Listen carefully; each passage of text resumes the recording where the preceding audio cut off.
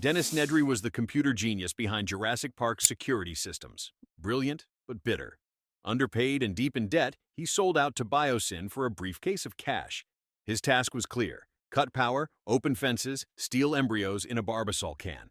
Greed blinded him. A violent storm broke his plan. He crashed his Jeep in the mud. Struggling, he met a Dilophosaurus. Small and chirping, it seemed harmless. He waved it off. Then it changed. The frill flared. It spat venom into his eyes. Blinded, he stumbled to the Jeep. He thought it was safe. The dinosaur was inside. The door rattled and the vehicle shook. His screams stopped. The Barbasol can slid from his grip and washed into the mud. Donald Gennaro was the lawyer sent to Jurassic Park to judge its safety and secure its profits. He was not there for dinosaurs or science. He wanted numbers. When power failed, his confidence vanished. He was supposed to protect the kids, but ran. The storm raged. Lightning split the sky. Tour vehicles wrecked. The T-Rex stalked. Gennaro hid in a flimsy restroom on a toilet. Wood and straw gave no shelter. The Rex closed in, shadows swallowing the night. The roof splintered and walls fell. Gennaro froze. The jaws clamped, teeth like knives. It shook him and swallowed him. Cowardice on a toilet left blood on the Rex's tongue. Robert Muldoon was Jurassic Park's game warden, a seasoned hunter with years of experience in Africa. He feared one species above all: the velociraptors. He warned Hammond they were too smart and too vicious to control. He knew they tested fences. His instincts were right. When Nedry shut down systems, the raptors escaped. Muldoon and Ellie Sattler moved to the maintenance shed to restore power. He held a shotgun and scanned the jungle. Every rustle tightened his grip. He told Ellie the truth. The raptors were hunting them. Muldoon sent Ellie ahead. He crouched in the undergrowth, eyes on a raptor hidden in the trees. He raised his gun. It was bait. Another raptor burst from the brush. His last words were, "Clever girl." Screams followed as the raptors took him. The jungle fell silent. Dieter Stark met one of the saga's most savage ends. Second in command on the InGen expedition, he strutted through Isla Sorna with arrogance. He took pleasure in tormenting smaller dinosaurs, even shocking a Compsognathus with a cattle prod for fun. After the T-Rex destroyed the camp, the survivors fled into the jungle. Stark broke away to relieve himself, unaware of the danger. In Jurassic Park, isolation is fatal. The forest rustled with chirps. A lone compy appeared. Stark smirked, dismissing it. Then dozens swarmed from the shadows. He fought back, but stumbled downhill, losing his weapon. The pack leapt onto him, claws tearing, teeth ripping. He crawled into a stream, the water turning red as they shredded him piece by piece. His screams faded under the frenzy. Eddie Carr was the kind of man who never asked for credit. He was the quiet expert, the one who built the gear and tuned the vehicles. While others argued or chased glory, Eddie focused on survival. His loyalty made him the backbone of the group. That same loyalty became his downfall. When the baby T-Rex was brought into the trailer, its parents came hunting. They smashed the lab until it hung over a cliff. Inside, Ian, Sarah, and Nick clung to life as the floor cracked beneath them. Eddie pulled up in his Mercedes, rain pouring, mud swallowing the tires. He hooked the winch and fought to hold them steady. The predators turned on him. Massive heads tore into the car, ripping doors away. They dragged Eddie out screaming, then ripped him apart in a vicious tug-of-war. His sacrifice saved the others. MB Nash was working with Udeski and Cooper on what he believed was an easy job. Wealthy clients had paid for a flight over Isla Sorna, no questions asked. Paul and Amanda Kirby weren't adventurers. They were desperate parents, hiring mercenaries to find their missing son. Nash unknowingly flew into hell. The plane never stood a chance. Cooper was killed on the runway. The Spinosaurus then slammed the aircraft, tearing it through the jungle until it split and hung in the trees. Survivors sat stunned. Silence fell. Then came heavy footsteps. The cockpit ripped away. Nash crawled, but the Spinosaurus grabbed him. Pinned and screaming, he was eaten alive, bones cracking in its jaws. Cooper was a seasoned mercenary, hired with Nash and Udeski to act as muscle for the Kirby family's mysterious charter flight. He thought the job was simple: fly to Isla Sorna, keep the civilians in line, get paid. What Cooper didn't know was the Kirbys were lying. Cooper even knocked out Dr. Grant when he resisted landing, a choice that doomed him. Amanda Kirby's voice over a megaphone drew something huge from the jungle. Cooper guarded the runway, then panicked and ran, begging the plane not to leave. Behind him, the Spinosaurus closed in. Its jaws clamped down, crushing him in one bite. Blood sprayed across the plane's windshield as his body disappeared. Udeski's death was about something far worse. It showed the Raptors were not just killers, they were thinkers. Udeski, played by Michael Jeter, wasn't a hardened fighter. He was a middleman, a man of contracts, not survival. The Kirby's hired him along with Nash and Cooper, pretending to be wealthy tourists. In truth, they were searching for their son on Isla Sorna. Udeski, like the others, walked into the deadliest scam of his life. After the Spinosaurus crash, the survivors were hunted by velociraptors. Udeski was ambushed and pinned but not killed. His companions later found him lying in a clearing. Amanda tried to rush down, but Billy saw the trap. Paralyzed, Udeski was bait.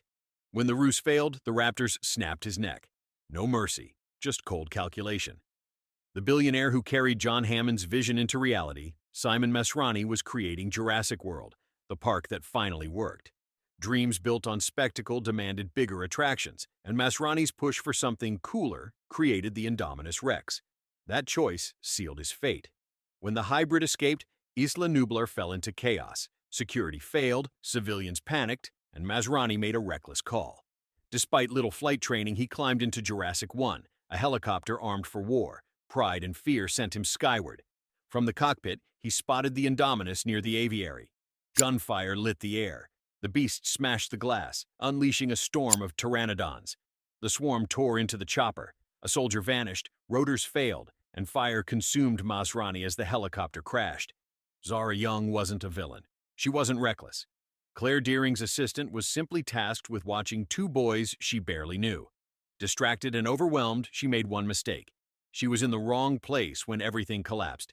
When the Indominus tore into the aviary, the sky filled with pteranodons. Main Street turned into chaos. Families ran, tourists screamed, and Zara lost the kids. Then a pteranodon dove and carried her off. Another attacked mid-flight. They fought over her, dropping Zara into the Mosasaurus lagoon. She was yanked back out, dunked, and torn between them. Then the Mosasaurus erupted, swallowing both her and the pteranodon whole.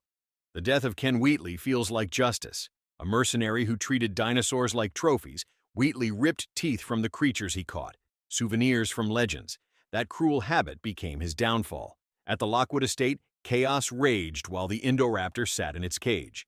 Wheatley saw profit, not danger. With pliers in hand, he slipped inside, grinning like the hybrid was already dead. He even mocked it, calling out its pretty teeth, ready to add one more to his collection. But the Indoraptor was never asleep. Its eye opened, its tail twitched, jaws snapped around his arm, bones cracking. It ripped the limb away, tossed him aside, then ended him with a final brutal bite. Gunnar Eversol. He wasn't a hunter or a scientist. He was a black market auctioneer who treated dinosaurs like collectibles. With slicked back hair and a fake smile, he worked with Eli Mills to sell living weapons. His greatest prize was the Indoraptor. The Lockwood estate was his stage, a hall full of millionaires bidding on creatures ripped from an island. But chaos erupted when the Indoraptor was freed. Eversol's showroom turned into a slaughterhouse. He sprinted to the elevator, shoving people aside. For a second, he thought he was safe. Then the tail smashed the panel, sparks flew, doors slid open, and the Indoraptor ended him in the dark. Eli Mills built his empire on lies. Benjamin Lockwood's assistant pretended to protect the fortune, but greed drove everything. He sent teams to Isla Nublar under the guise of rescue, capturing dinosaurs for auction. His prize was the Indoraptor, a weapon he hoped to sell. But betrayal always comes with a cost. At the Lockwood estate, chaos erupted. Dinosaurs tore through the halls. Mills clutched a briefcase with the Indominus bone, the last piece of his plan. He crawled toward it as mercenaries and cars fell around him. A Carnotaurus closed in, but Rexy arrived first. Her jaws crushed Mills, tearing him apart. His dream ended under her foot. Greed never guarantees safety, and Rainn Delacourt learned that in the worst way. He wasn't a hero. He was a poacher, a trafficker, a man who saw dinosaurs as money on legs. Working for Soyona Santos, he kidnapped Maisie Lockwood and Blue's offspring, Beta. That choice sealed his fate. In Malta's underground market, cages rattled with creatures. Delacourt thrived in this pit until Owen Grady crashed through. Thrown to the floor, he was pinned in a trap. No one survives. A Baryonyx clamped its arm. A Carnotaurus ripped into the other. He writhed helplessly between them. Under Owen's blade, he gasped out Maisie's location. Then came the end. The Lystrosaurus bit down, silencing him forever. Dodgson survived the fallout of Jurassic Park and clawed his way to the top as CEO of Biosyn. Decades later, Louis Dodgson's hunger for profit was stronger than ever. From stolen embryos to weaponized locusts, every scheme left destruction behind. When his locust plot collapsed, he fled with the Barbasol can, a souvenir of his first crime. But Ellie and Claire cut the power, trapping him in the Hyperloop. His sleek escape became a steel coffin. Silence was broken with claws scraping metal.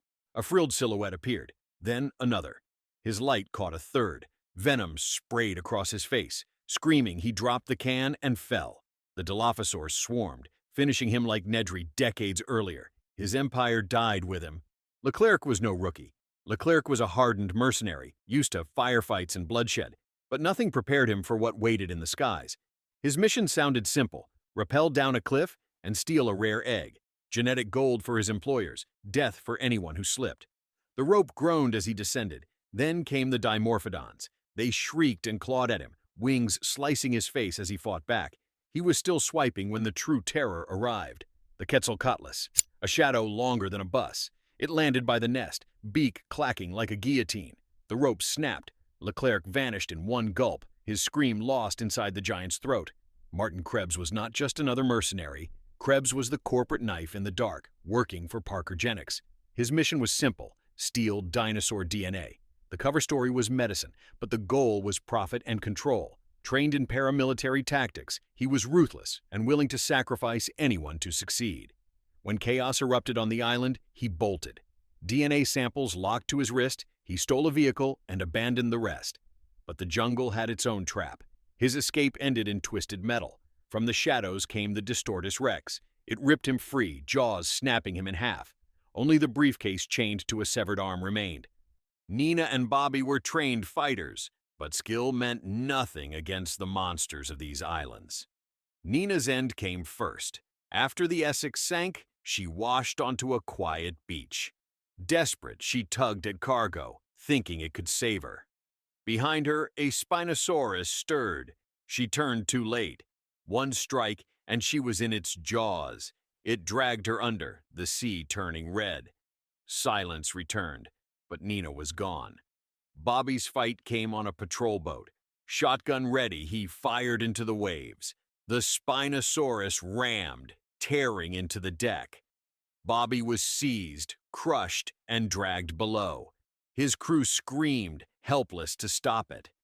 With the brutal ends of Bobby and Nenah, we close the list of the most shocking deaths in Jurassic World.